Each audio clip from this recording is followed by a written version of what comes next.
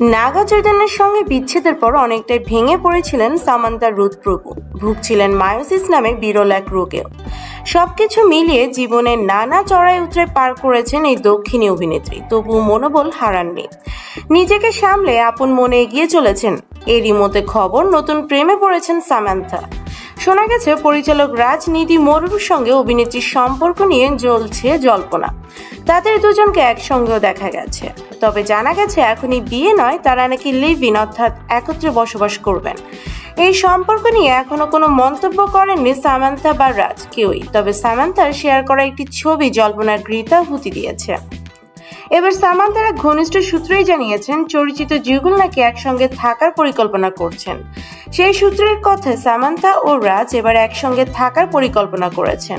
তার জন্য বাড়ি খোঁজাও শুরু করে দিয়েছেন তারা। ওদের একত্র বাস করার ইচ্ছে ছিল, সেই দিকে এগোচ্ছেন তারা। সামান্থার আগে শ্যামলী দে নামে এক সহপরিচালকের সঙ্গে 2015 সালে গাঁটছড়া বেঁধেছিলেন রাজ। 2022 সালে তাদের বিচ্ছেদ হয়।